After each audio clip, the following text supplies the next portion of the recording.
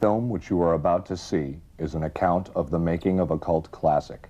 A group of young filmmakers, technicians, and actors produced a film in Austin in 1973, which would depict the mad and the macabre as it had never been seen before in a motion picture.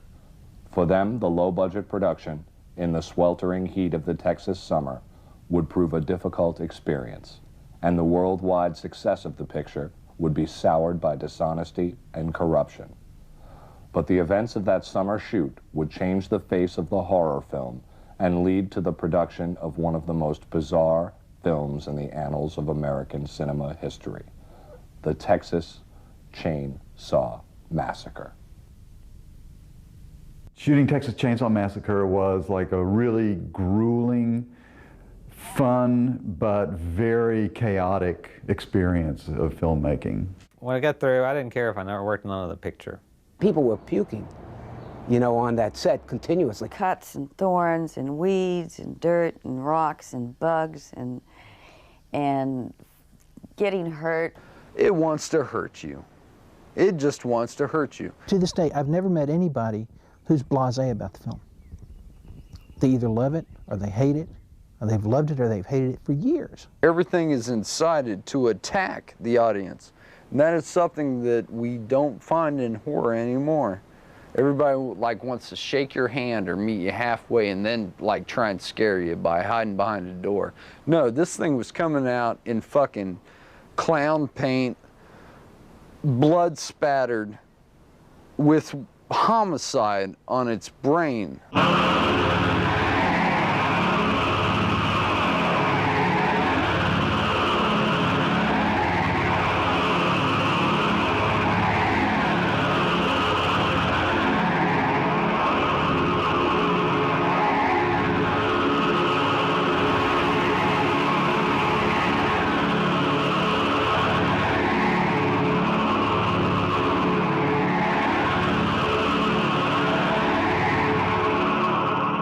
The armadillo shot was that's just pure ridiculous accident.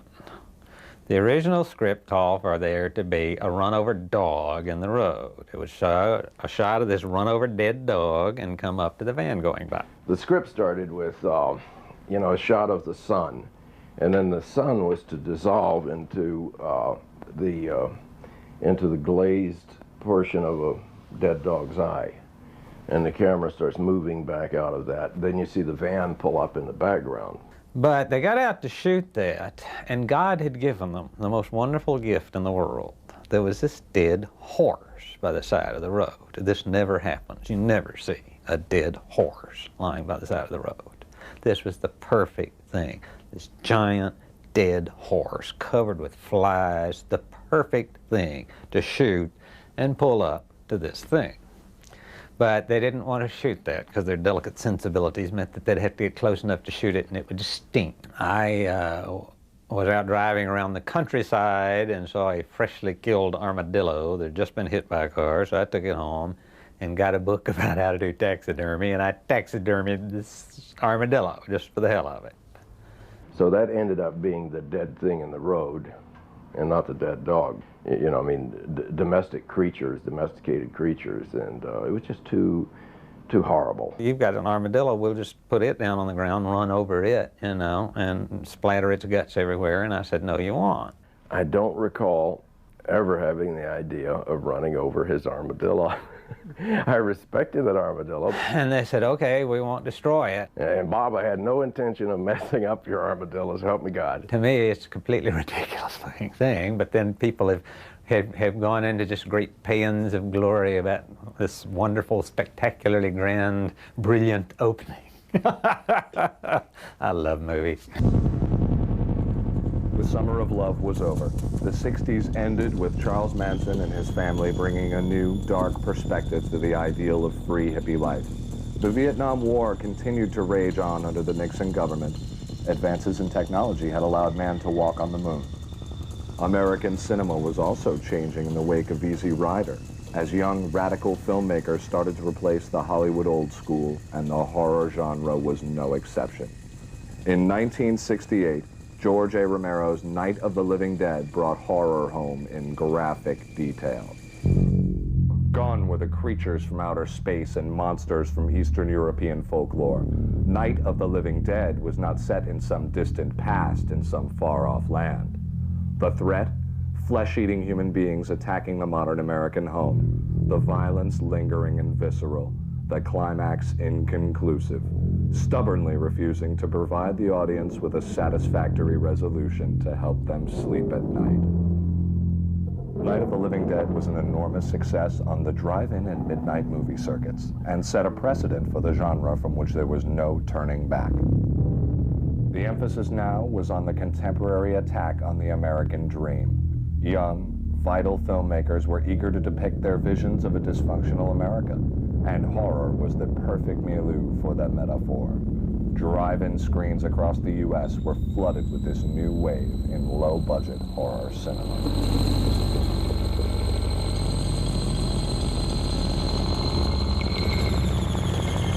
In 1972, a collaboration between Sean S. Cunningham, who would go on to direct the popular slasher prototype Friday the 13th, and Wes Craven of Nightmare on Elm Street and Scream fame, would bring horror inside the harmony and safety of the middle American home with The Last House on the Left. In this case, the violence was arguably as hardcore as had ever been depicted in cinema. In The Last House, there are no living dead cannibals, just a gang of criminals hell-bent on a rampage of rape, murder, and dismemberment. The elimination of the supernatural from the horror film. Interestingly, the final showdown features death by chainsaw. At this time, a young graduate from the film program at the University of Texas in Austin, called Toby Hooper, was making his first independent feature, Eggshells. Hooper was already considered an up-and-coming talent among Austin filmmakers, having directed 2 PBS-funded documentaries. Eggshells would win an award at the Atlanta Film Festival, but received only limited distribution. Hooper wanted to get to Hollywood and knew that he could not do this by making art films with limited audience appeal. He and Eggshells co-writer Kim Henkel decided it was necessary to write a picture in an established genre. None of the titles that we used prior to release were intended to be anything other than working titles. Almost in jest, what one time we called it head cheese. The original title was Stalking Leatherface. I mean, what do you do with that? It was called Leatherface when it was filmed, and a couple of other things, but Leatherface, I think, was the last title that they had on it until Scarin came up with the name, the Texas Chainsaw Massacre. I went to a friend of mine, and I threw the title out. So I would never see that. I will not, my girlfriend won't see it.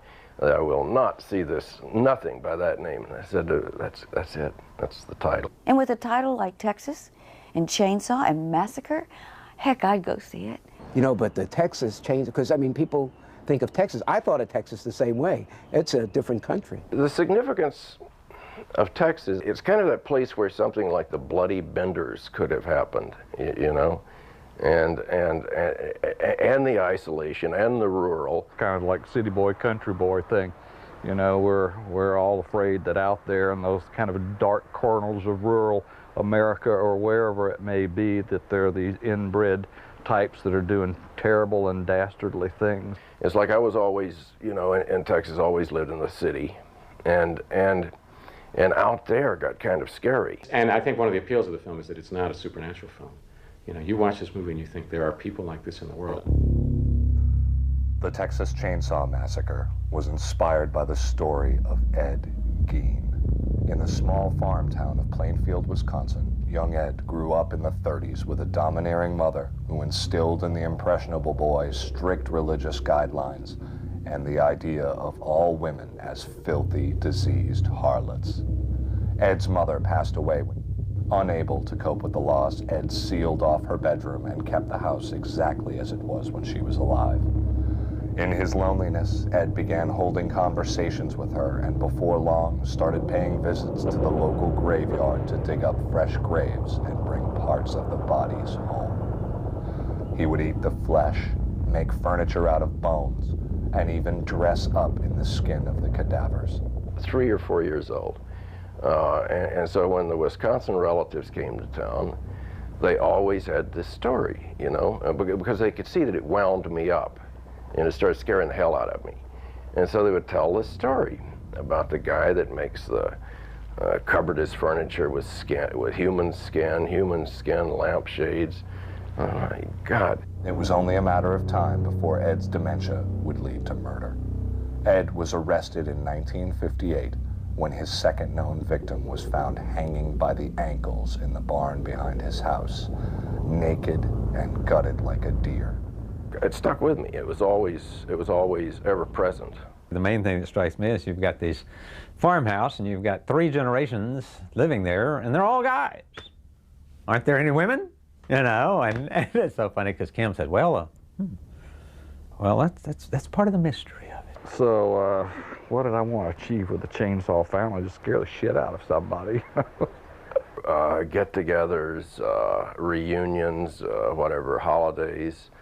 I've seen more dysfunction and more hell, riddle through families than I would like to have. I wish I hadn't seen that much weirdness and family behavior. So I kind of always wanted to do something, that's about a dysfunctional family. You've heard the expression, you are what you eat. Yeah, well, Leatherface is what he wears, He assumes the personality and the character of the mask he dons. He's the most powerful character in the film, physically. He is the most violent of the characters in the film. He's also the most frightened character in the film. He has somehow, by the older brother, probably assumed that role, that the feminine role in the house. Even though he's extremely violent and dangerous, in fact, he's really defending himself. That's really what he does. He's a big baby. I mean, in fact, inside the movie, he freaks out because he doesn't know where in the hell are they coming from?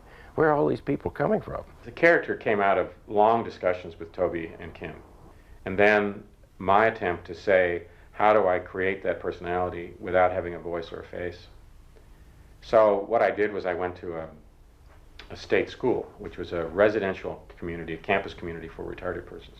And I just spent these 2 days on the campus walking around, watching the way people moved. After 2 days, I walked across campus, and I felt that no one could tell whether I was a patient there or just an interloper.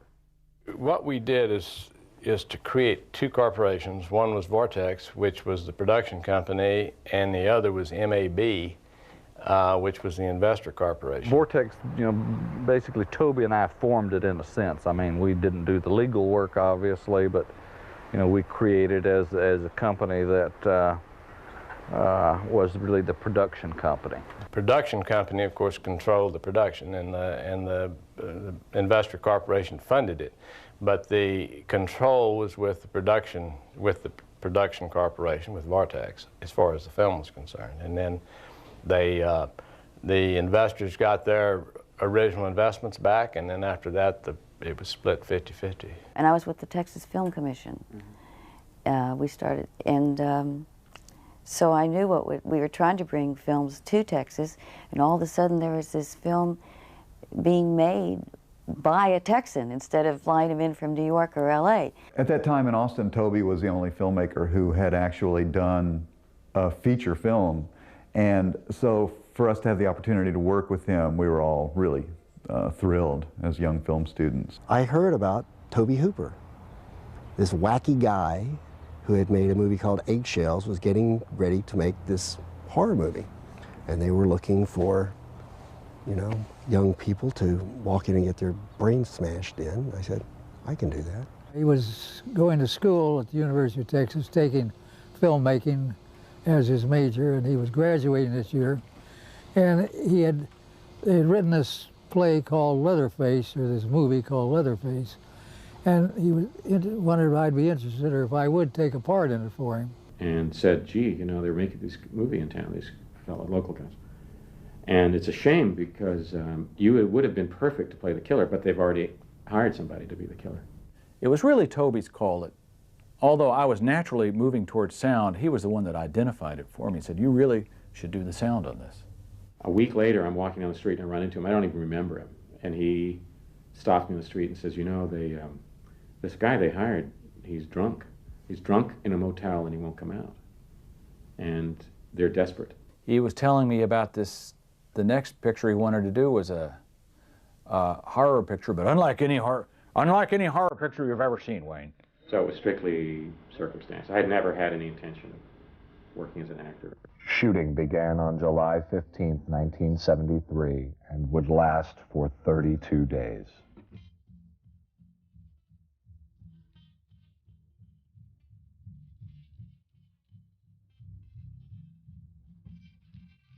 The shooting schedule was desperate. Oh, it was murderous, you know. It was hot as the middle of August. 7 days a week, 12 to 16 hours a day. At the time, I had just gotten a 40 Econoline van because I wanted something to kind of carry my equipment around in. And we had high hopes of making a lot of movies in Austin. And Toby needed a van for the kids to be traveling in. And so we made sort of a deal. I was sound man. My van was there every day, so you could rent my van. And so they used my van for the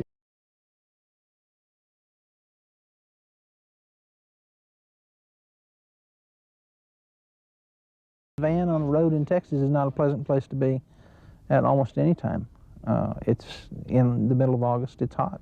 It was so hot that, I mean, you could only shoot for a matter of a few minutes. It was cramped because you got a sound guy, you got a fellow with a camera that's trying to get out of the way and trying to get the best shots. And it was fun to see Toby get cramped up and upside down and every which way inside that van. I think we got along pretty good. We had our trying days, but I mean, we got along pretty well. The unit that's in the van obviously are friends, and these were people that were brought together, and I'm not sure if any of them knew one another, so I had them spend a lot of time together. And even within the group in the van, it was funny because Paul was like the outsider, intentionally. I mean, in the van he was, but then also just as we hung out too, Paul was kind of like, you know, ostracized, send him over there, you know. Unfortunately, Franklin was such a whiny bastard that I was afraid if I ever took him off that I couldn't get him back. And so I kept him on. And so it was easy for me to go, God, I don't want to be near that son of a bitch. And you can't blame him either. He really was Franklin, because Paul Partain is really a nice guy. The guy I met named Franklin was easy to act with because you really didn't have to do much acting. It was very easy to imagine that, okay, this is the kind of treatment that Franklin would get and the kind of treatment Franklin would deserve. Because, you know, he's just who wants to be around that shit all day? Yes, it was real effective. We were ready to kill each other. There wasn't like a bad egg in the group, you know. Some shoots we've all worked on, and there'll be one jerk or one problem person, but except for Bob yelling at us all the time, "Don't touch that chair! Get off of that stool!"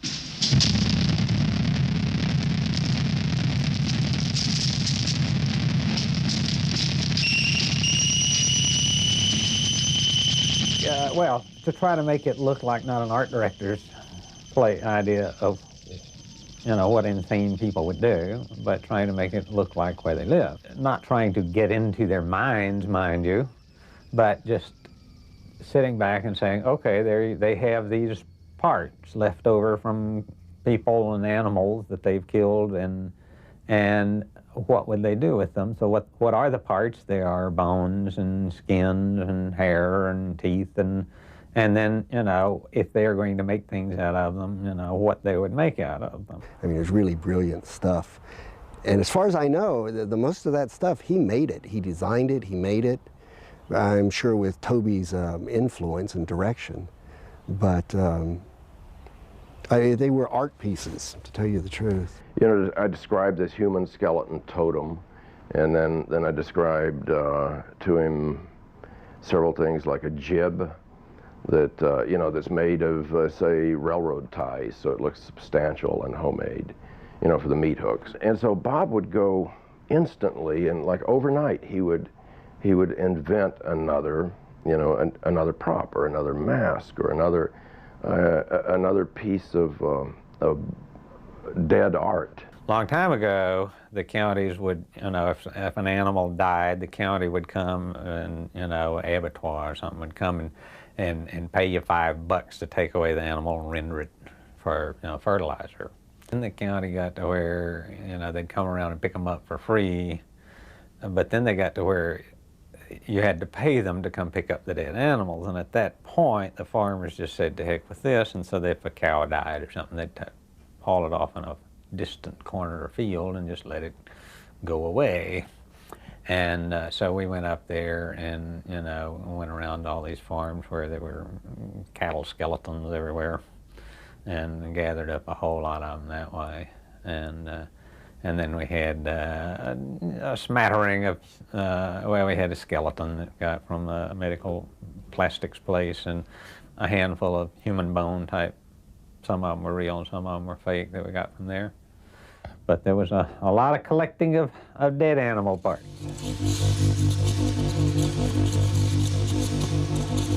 We dragged all that stuff in there. And it was just a nice old country kitchen. The old house was a very nice house. And went in and decked it out. It was just like the family should live there.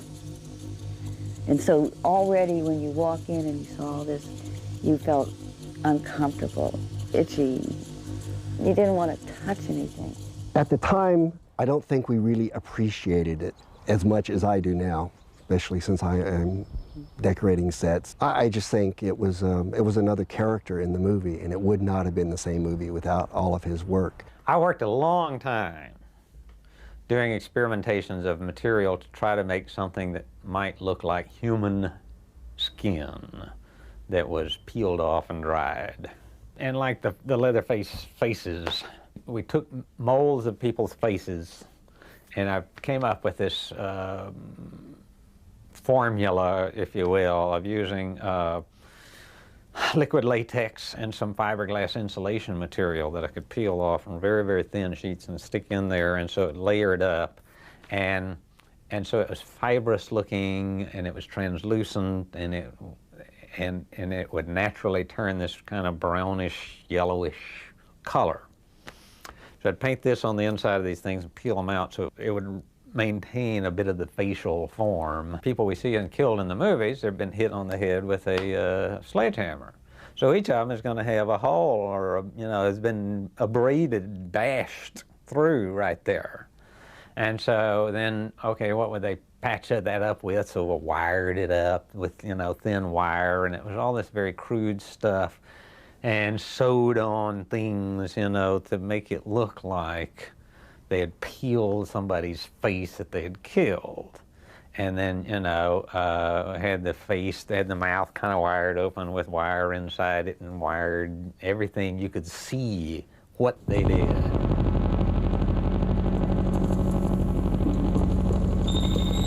In cinema, at least at that time, a death scene was portrayed as someone fires the gun and someone would fall over. At one time, I'd wanted to be either a doctor, a mad scientist, or a magician, and so, yeah, I knew that it's not easy to kill somebody. Gunnar, in my memory, was this big teddy bear kind of a guy, large guy, but sweet as sweet could be, and I remember every time he hit me. One time he slipped, and like he really hit me with the hammer. And was just like very upset about, you know, the fact that he had hurt me. A blow to the skull with a heavy hammer would send bone fragments first down into the brain, which would cause involuntary spasms. You know, because also he was picking me up at the end and then throwing me over and then slamming the door. And I remember after every take he would come, "Are you okay? Are you okay?" Then you get the imagery of Slaughterhouse when Leatherface drags him up that little ramp.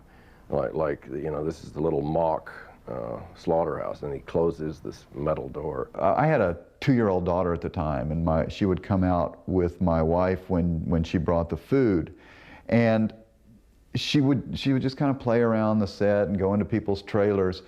But on one particular day, the day when the kids are hung on the meat hooks and Leatherface is cutting off the head of the boyfriend. Later, I had to lay on a table when they start cutting me up to make sausage out of me. I don't know if you remember that, where they hang Terry up on the hook, which was, to me, the most frightening thing. Ugh.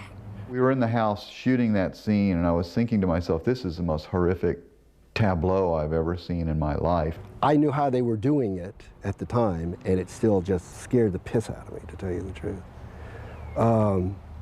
It actually made me sick. I had to like leave the room at one point just because with her screaming and everything, it was like too much. I put in a lot of telephone calls to the MPAA asking their advice. You know, how do I get an R rating? No, actually I said, how do I get a PG rating and hang someone on a meat hook? You think you've seen the slaughter. I'm very, very pleased with it. You come out of this thing thinking you've seen a bloodbath, and you've seen very little blood. And I take credit for a whole lot of that, because when the girl gets hung on the meat hook, Toby told me originally that he wanted the meat hook to come out the front and blood spurting. So if you do that, people are going to try to figure out how you did the effect. And I talked him into, you know, it will be much, much stronger with no blood at all, and that scene has not one drop of blood in it. But he had to get the chainsaw like within inches of my head. And I had to lay there. Now I'm dead, so I couldn't move. Right? I remember Dottie Pearl was in charge of making sure my chest didn't go up and down. They didn't see any breathing or anything. But I had to lay there, and I could feel the hot oil coming off the chain as it was going around, and the little splinters of the table. I think it was railroad ties or something. Little splinters just like, you know, prickling on my side of the face, and try not to breathe or flinch or move or do anything else. Lunch came just at that moment as we started rolling camera, and my daughter came running in to say hello to everybody just as Leatherface was coming down with his chainsaw. And she screamed to high heaven and went running out of that house and down the road and was like trying to get away. No one had seen this kind of thing. People didn't know how to react. They didn't want the victims, they didn't want the actors to see me, because they wanted them to be genuinely frightened when they get killed. I had set myself up, you know, where I was going. I had myself blindfolded, and I had them lead me into the room and just kind of block it out without me even seeing what Gunnar looked like in the mask. The shot was simply, I was going to come running into the room and screaming at him. I was going to raise the hammer.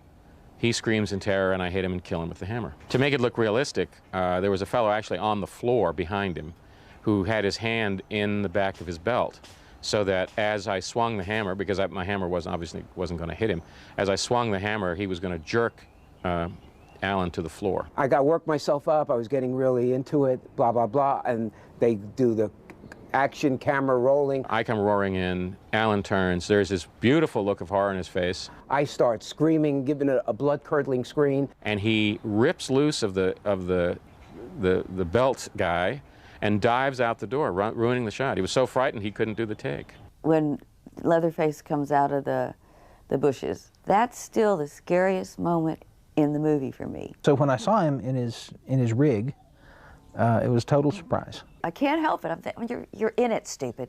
But no, it's still, oh, you know, it's still scary. Dottie Pearl, who was our makeup lady, was on the left side right here. Toby was on the right. Camera was shooting over my shoulder. Gunnar, of course, coming in. And they had the chainsaw rig so that the blade wasn't turning. But it was extra oil in it, so there would be a lot of smoke. We had red Karo syrup in our mouth. That was the fake blood.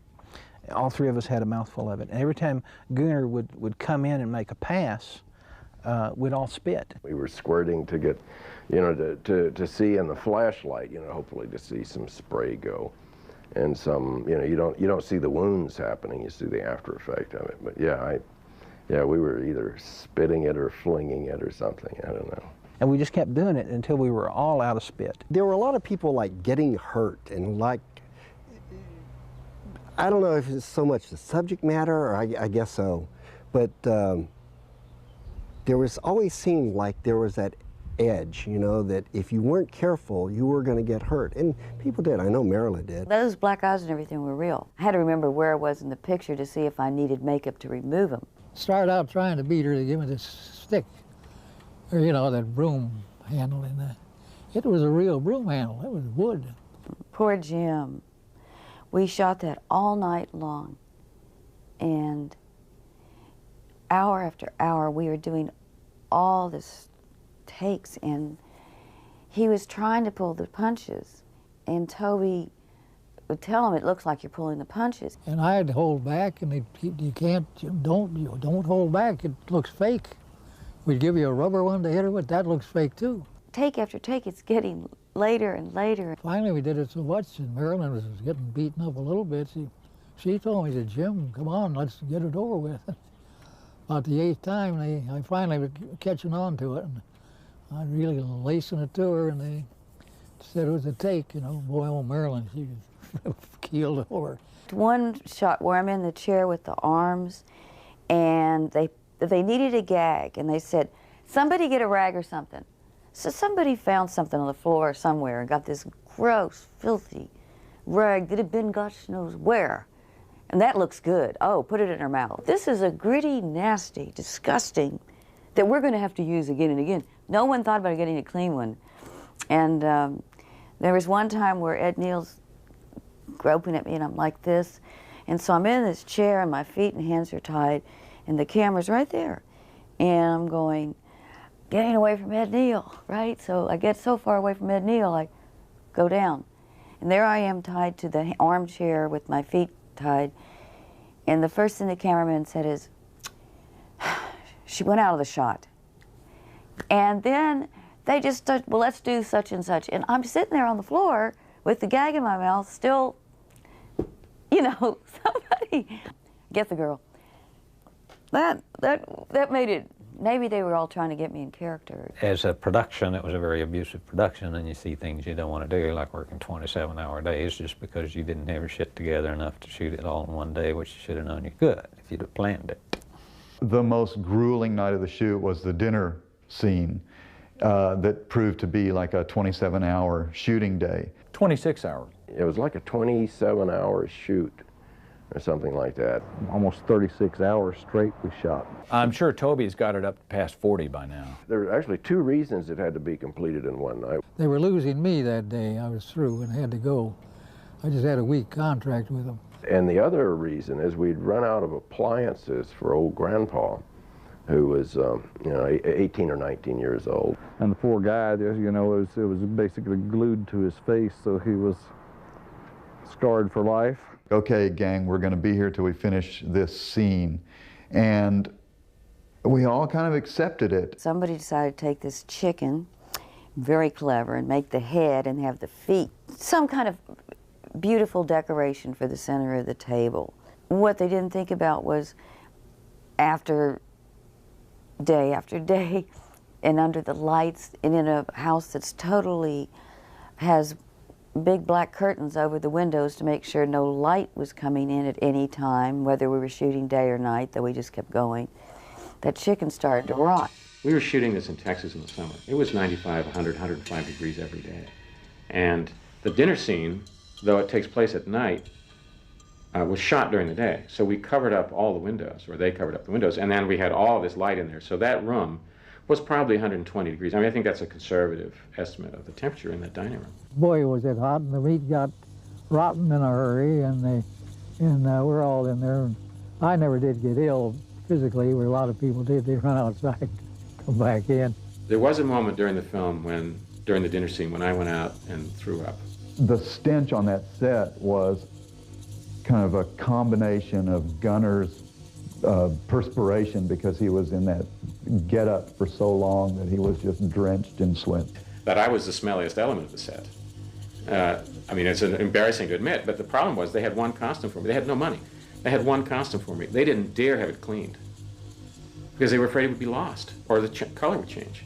And without a second costume for me to change into, they wouldn't wash it. So I wore the same clothes 12 to 16 hours a day for a month. One lamp in the room was made out of a skeleton. The light bulb got close to the bones and started the damn skeleton on fire, and smelling old bones is bad too. I was in the worst position on that 26-hour shoot. That was the big dinner scene. Because as the boom man, I was up highest, and heat rises and so do all the smells. What I remember of that shoot was just Marilyn screaming in my headphones for hour after hour after hour after hour. At that point, there had been a number of unfortunate instances with dead dogs. As set pieces, they had made an attempt to put dead animals around the room. Someone went down to the pound and brought in a truckload of dead domestic animals. Because he wanted these sitting around the house, and dogs and cats and things like this. Well, I was going out finding stuffed animals all over the place, but we were not finding stuffed domestic dogs and cats, and there wasn't any situation to stuff them. And Dottie got this wonderful idea to embalm some. And it was getting kind of grim, but then when Dottie had a dog in her little lap, and it was going to inject formaldehyde in the hind leg, this is terrible stuff. And she injected it, and it went through the leg and into her leg, and she shot herself with a little pop of formaldehyde. They just stunk to high heaven, and they wouldn't stand upright because they were just dead animals. And then she said, "This is not happening." I said, "No." They started stinking to high heaven, and then they tried cremating them. Poured gasoline all over this, you know, and ignited this, and I guess thinking that it would make it disappear. And it's a little more complicated than that. I mean, because there's like a couple 100 pounds that had to just kind of disappear. They wouldn't light, and so there was like this smoking dead dog aroma coming into the house in addition to all the head cheese and the dead chicken parts. It was a horrific night. And but it just went on and on and on. Tempers were getting frayed and all that, but we got through it. We really did. It's really good. A lot of fun when you think back on it. The window, this was what's so crazy. Toby said, "Marilyn, we don't want you to jump through the sugar glass." I said, "Why?" I guess I was so close to finishing, I didn't want her to get hurt. So Mary makes a jump of about a foot on the ground, and then they get me. And they put the scaffolding thing up here where I'm 6 feet above the ground. And then Marilyn did drop like, I don't know, 8 or 10 feet and do the landing. I would have rather jumped out the window, but I guess this was more effective. I could have done without that scene. That one scared me, just simply because I didn't want to break my ankle, which it did hurt my ankle, which is why I limp at the end of the picture. Toby and Kim, who were babying this project from the very beginning, but every day they would sit and discuss for hours what they were going to shoot and minor script revisions, so that we would sit there and wait for them to make their decisions before we could ever begin shooting any day. And so ultimately the production kind of slipped further and further behind because of that. The final day of shooting, I took off those pants that just stood up to greet me every morning, threw them down, and I thought, I'm finished. That's the end. That's over. Never again will I have to come and put on this horrible clothes. I get my hair back in condition. I get my skin back. I mean, I was going to have to rebuild everything. I was a mess. And so I need a couple of more shots. I need the hysterical shot of her as she's being taken away from Leatherface. And they called me that night, and they said, "Marilyn, something happened. We didn't get it." I said, "You didn't get what?" We didn't get it. We got to reshoot this. So when I was crazy at the end of the movie, laughing hysterically, that was not acting. That was me having to go back and do this one more time. To keep costs down, Hooper and Henkel convinced participants to defer salary until a distribution deal was struck, then awarded points. These points were not taken from the total gross, as some participants believed, but from Vortex's 50% ownership of the picture. My last scene to shoot was my favorite, the first time you see Franklin, and it's the roll down the hill scene. And why I like it was because when we got to that point, they owed me a couple of weeks' pay. I mean, just a few $100. That wasn't much, but I didn't believe the film would ever go out. And even if it did or didn't, I didn't care. I needed to be paid. And they were out of money. So they were making everybody, or offering deals to defer payment and to do, they were scraping the bottom of the barrel. So the day before, I said, you know, I got bills to pay, you got bills to pay. Here's the deal. Either I get paid or you get some other fat boy to go down the hill. So I met with Ron Bozeman. He was the acting producer, assistant producer, whatever. And he cut me a check, which was great, paid in full. So when I go down the hill, in that pocket, there's a check that says paid in full. Once we finished shooting, we were like snotty film students, and we thought that we knew everything. And of course, like most snotty film students, that the director was an idiot and didn't know what he was doing. And you know, we sort of regret that we took that attitude while we were shooting, but we couldn't help ourselves. And we finished shooting, and then the movie was in the editing room for a year or more. Cut the film in my living room, and right next to it was a little room, a little bedroom where I had the musical instruments, and so I scored in one room and cut in the other. Our instrumentation was, a lot of it was toys. I'd been working with experimental music for some time, and Wayne was into sound. Oftentimes it'd be like, let's just do a rumble. Let's just do seething. These calls came from Toby generally. Let's just do ice. I had this African instrument, metal instrument hanging from it. It had things on it like tambourines, those little things. And I would saw that damn thing as hard as I, put as much pressure, on the string, so you could hear the, the increments as the bow slipped across the, and as it did that, then these things would rattle too. And indeed, by using the unconventional, that opened up the possibilities. If you're not doing a fugue, you're doing bones. So I had a library of all kinds of sound that I could then control by editing. The production ran out of funds during editing, and Henkel and Hooper had to sell yet more shares in Vortex. They'd come up with a budget of $60,000, and that's what he funded. And he said, if anything, you need any more money than that, you got to get it out, you got to sell part of your interest. Toby and I had to sell off basically our portion, a good chunk of our portion of the film, in order to raise more money. Chainsaw was screened for most of the major studios, but none were interested in distributing the picture. Showed it to AIP, showed it around, and then this new group, Bryanston Films, showed it to them. They said, instantly, so, we'll buy it on the spot. We got this letter that said, hey, we made a deal with Bryanston. Hubba, hubba, hubba, we're gonna, this is gonna come out. I said, oh, great. And Steve came in the office that day, and I said, look, we made a deal with Bryanston. And Steve said, they're mafia. The Texas Chainsaw Massacre opened in drive-ins and hardtop theaters across Texas in October 1974. Friends of mine hired a limousine for me. It was a premiere for me. It was at the Village Cinema. And there it was. And it looked like a real film. And I wasn't expecting it to be a real film. I thought it was going to be something that would maybe get shown somewhere at a drive-in somewhere, and that would be about it. It's kind of like in shock the first time I saw it, because it was just this unrelenting nightmare of a movie. I thought it was pretty bad. I remember being really impressed with the rawness of the film. When it was put together, the kind of sense of butchery of human beings and the terror of it was, to me, like a groundbreaking horror film. I saw a poster in front of the cinema. Who will survive and what will be left of them?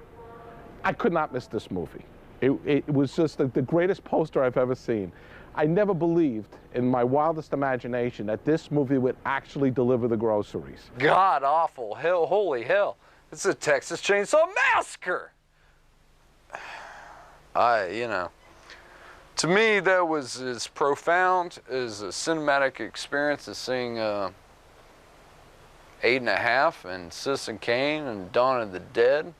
The whole cinema bonded into one mass hysterical group watching this movie that was just totally outrageous. Rex Reed says the scariest movie you'd ever seen, such as that, and then it really took off. Yeah, it got really good reviews, and people loved it, and it kind of surprised all of us who worked on it, because we weren't really prepared for any sort of acclaim to accrue to that movie. This movie is happening.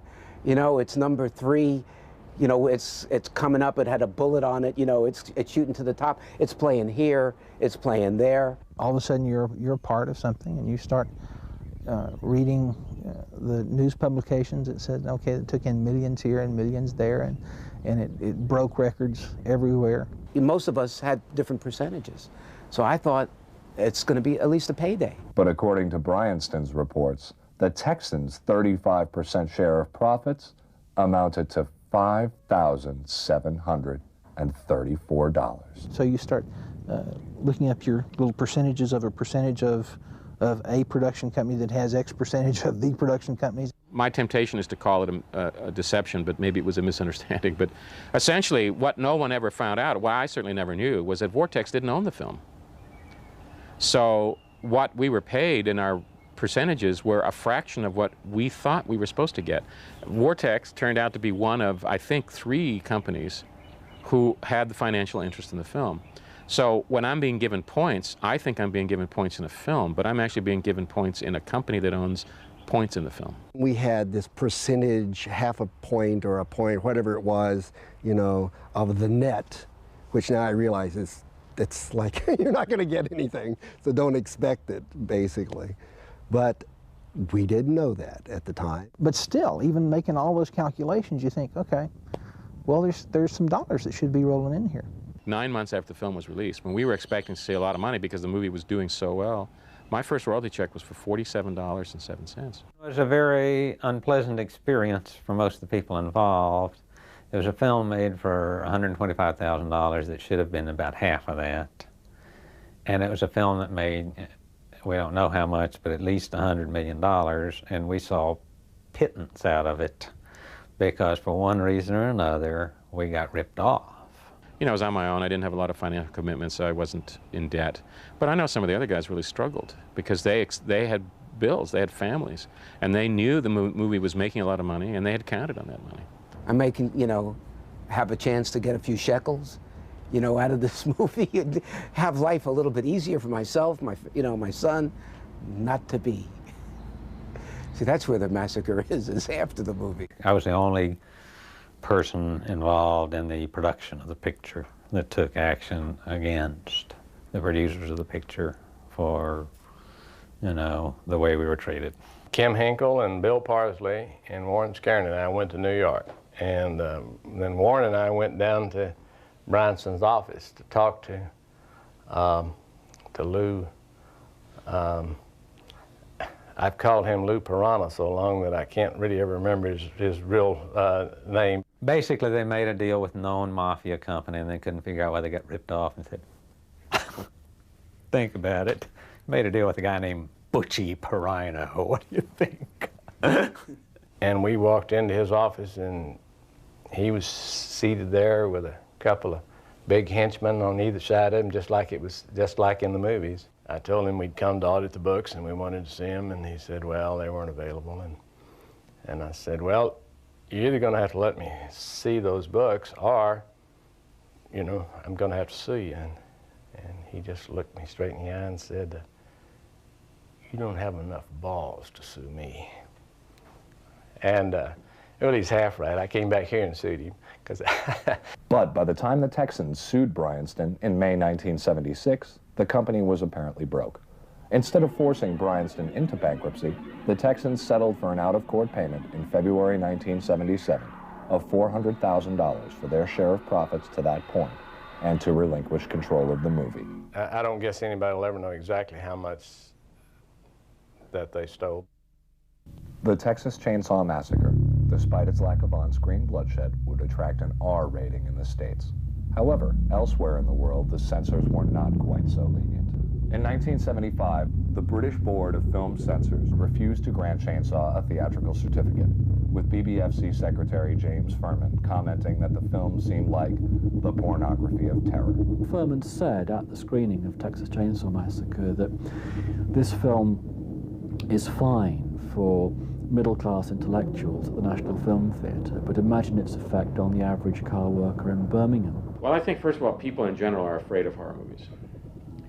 Horror movies are unlike mainstream film in that they are, I think they have a very dark view of reality. What we like to do with a horror film in order to feel safe is to kind of contain, punish, or expel the monster in the final scene. Traditionally what happens is the sun rises, the survivors stumble out of the house of horror, battered, bleeding, but basically alive, and the threat that the monster represents is vanquished. Clearly this does not happen in the Texas Chainsaw Massacre. Indeed, the final shot reveals that the film's key killer, Leatherface, is still at large. Meanwhile, the heroine is left caked with blood, catatonic, and clearly as deranged as her former oppressors. I think James Furman actually went through the film to see what could or should be cut, and discovered that there was no one individual scene or image that was unacceptable, that it was the massive kind of cumulative frenzy of the Texas Chainsaw Massacre which wasn't acceptable, and therefore the whole thing had to be cut. And the film remained on the BBFC blacklist for 23 years. It is subjective, and the sooner that's admitted by all and sundry, the better, I would say. With a long history of inconsistent decision-making, it is perhaps not surprising that as soon as James Furman retired from his position at the BBFC in 1998, the new guardians of moral decency in Britain, Robin Duvall and Andreas Whittam Smith, finally decided that Chainsaw was no longer a threat to decent society, and the film was subsequently granted an 18 certificate in an uncut form.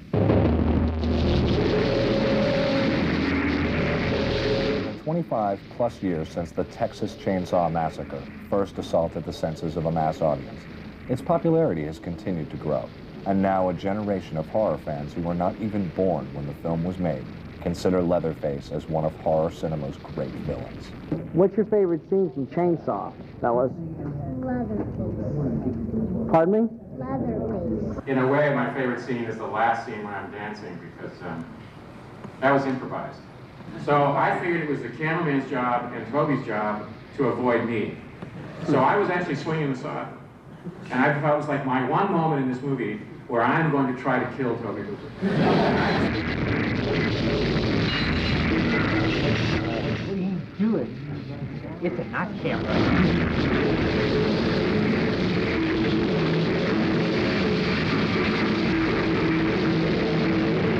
The Texas Chainsaw Massacre has had an unquestionable effect on the horror genre. It is arguable that the elusive killer Leatherface has inspired a whole multitude of masked slashers throughout the 70s, 80s, and 90s.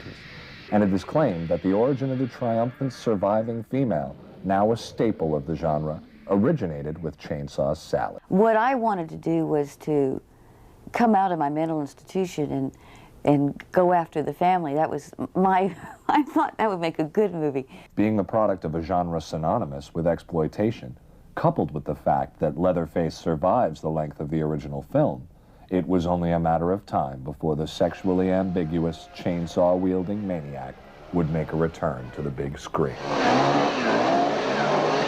The difference of day and night, that was, second one, well, that was nothing but money. The finest places to stay, the finest of everything, the, you know, limousines at your disposal. I brooded for years that no one appreciated or saw the humor or the comedy in Chainsaw 1, and that's true. It took like 8 years. It was so damn shocking. The Texas Chainsaw Massacre Part 2 was a big-budget Hollywood production starring Dennis Hopper, arriving almost 10 years after the original.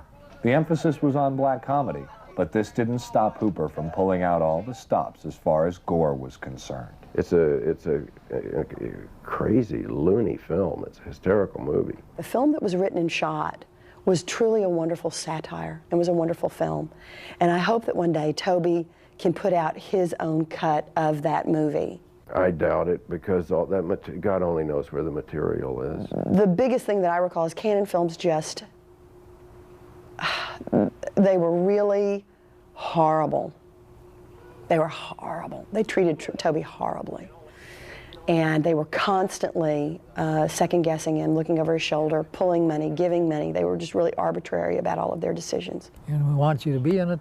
Can you be in it? And he said, we're going to start it next, whenever it was. Yeah, fine, heavens, yeah. And why they only got me back, I don't know. They asked me to be in if I was interested in being in the film, and I was.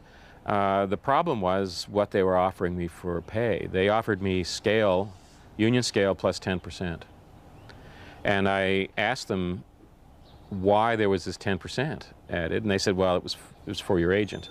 So I said I wouldn't accept it, that I thought that that was much too little, and that I wanted them to think about what they thought I was worth to the film, and then come back with some offer that reflected that value. And a week or two later, they came back with scale. They dropped the 10%. I mean, they didn't raise the price at all. And I asked why, and the woman said, well, you don't have an agent, so you don't need the 10%. The mask that Tom Savini has ran in the paper the other day, it looks like an art director. You can see Tom Savini at work, rather than Leatherface made this. I think Bill Johnston had a real burden, because, first of all, the Leatherface they wanted him to create clearly was not the same Leatherface in personality as the original film. Two different movies, but still two pretty good movies, I thought.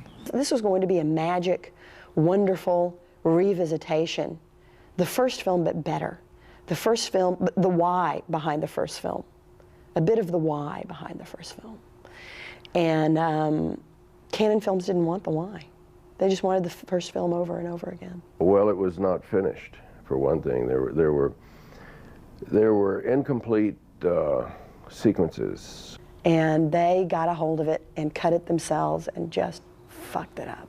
Cannon at that time was sort of running their business out of a couple of different countries. They were based in Israel some of the time and sometimes in LA. We opened at #1, as I recall. It took a pretty steep dive after that, unfortunately. But as far as residual payments and ancillary markets and things like that, the film's never really supposedly shown a profit. And it's got too much of a cult following, I think, for that to be possible. Nobody was willing to invest the money to go, to audit their books. Look at the meat on that one! What happened to the money? Where's our money? What happened? Because the first one, the big rumor in Austin always was that there was some shady financiers behind the film, and that's where all of it went. I suppose Cannon Films now are the shady financiers behind #2. In fact, I think, all things considered, it came out, it came out well, regardless of if it was what I set out to do or not. Leatherface would return again in a far less lavish New Line production, in Leatherface, The Texas Chainsaw Massacre Part 3. I basically was like probably literally the 50th choice to do this movie. I really think they literally went down a list, because I've met so many directors in the subsequent years that say, oh yeah, you did that Leatherface movie. Yeah, I was offered to have it. Man, I just couldn't do it. So I think it was just literally I got it by, total default. Because I know McNaughton turned it down, Peter Jackson, they literally went through a list. New Line said legally cannot speak to Tobe Hooper or Kim Henkel.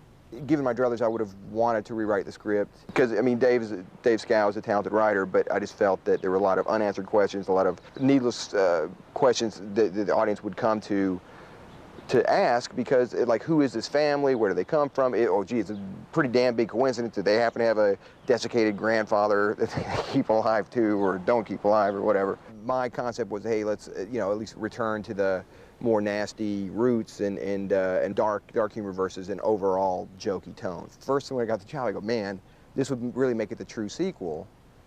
You have the original Leatherface back. He talked to me about being in the film, and we looked at the script and talked about what a mess the script was. One of the main things was he needed a certain monetary commitment from New Line, and that they weren't prepared to give. And it wasn't an outrageous thing he wanted. It was fine. I mean, it was very unlike the kind of indirect way that I dealt with Cannon. I mean, he said, I'll talk to the producers. He came back to me and said, we can't pay you more than scale, so I guess we can't have you. And I said, fine. I mean, it was very direct and, honorable, and I had no problem with that. I mean, I was disappointed, but it just didn't work out. What happened was we had a test screening in Burbank. So we screened the movie, and it gets a better, I mean, hey, look, it is what it is, but it got a better response than like Nightmare on Elm Street 5, the movie they had done previously. So we have this big powwow at the end of the evening, and they're just livid.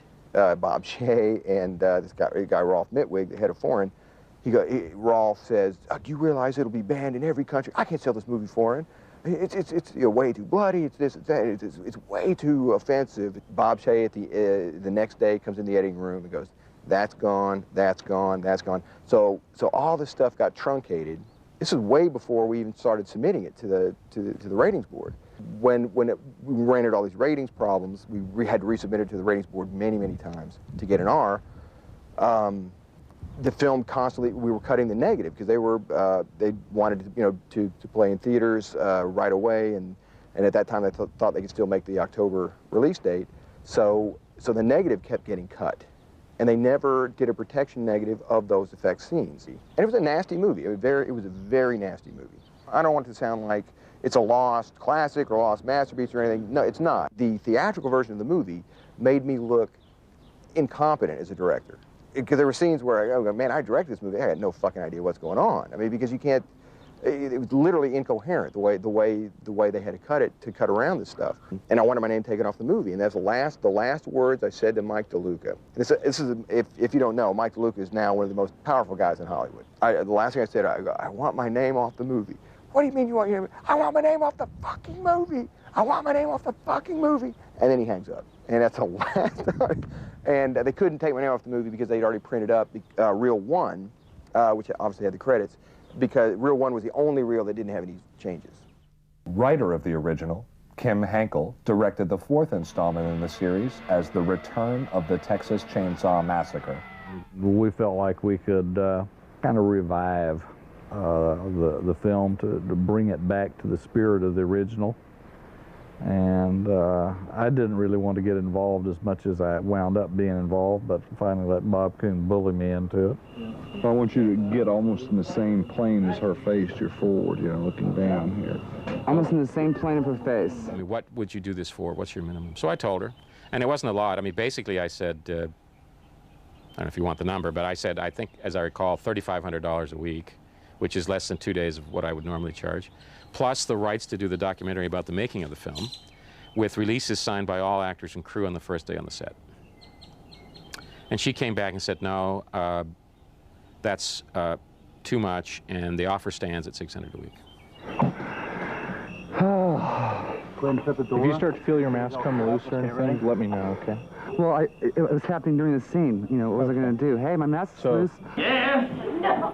The thing that you dream about happened, and then you realize it's sort of your worst nightmare, because we ended up with 2 stars that we didn't think would be stars, Matthew McConaughey and Renee Zellweger. Not here still or anything. I mean, that's Vilmer's whole gig, is that he despises the straight kill. I think, you know, he got a big kick out of it, you know. It was a very difficult shoot, particularly for Renee. She got beat up pretty badly, and she was a real trooper.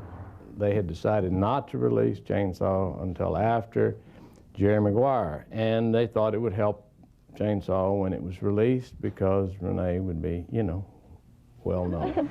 This is the woman who's going to make sure I get a job in August.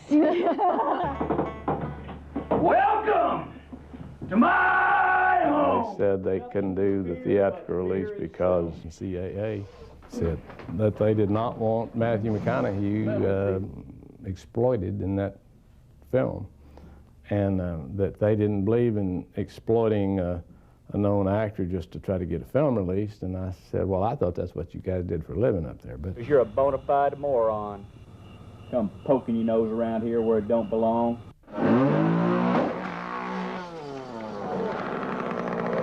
we finally ended up suing Columbia TriStar, which was probably a mistake because they did a token theatrical release and released it in 10 theaters across the United States. It is the first Texas Chainsaw Massacre, however, which still holds the reputation as a startlingly original work in the history of American cinema. A print of the film resides in New York's Museum of Modern Art, and, of course, it is still held in high regard by fans of extreme cinema all over the world. Just remember, my family's always visited me. Incidentally, the house where the Chainsaw family resided in the original Chainsaw has now been converted into the Kingsland Old Town Grill. When you're next in Texas, you may want to pop in for a bite to eat.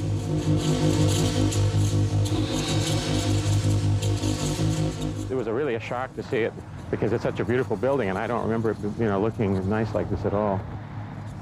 But if you look up this way, this is the window that Marilyn ran out of.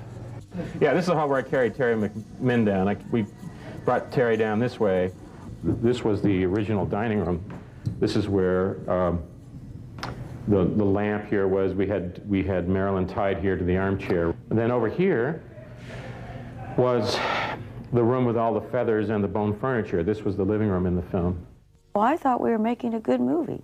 I always believed in that. I think what I was trying to say is, you know, now, this is America. This is the first time I ever worked with a bunch of college kids like that.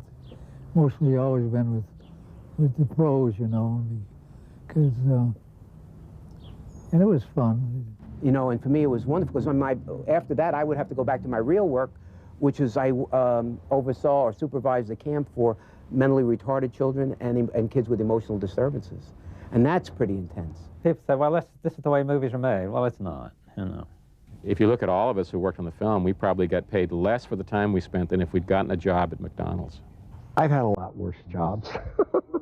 You know, there's a lot harder ways to really make your living. So if I had my choice, I would go back and sit in that van again in a second and do it all over again.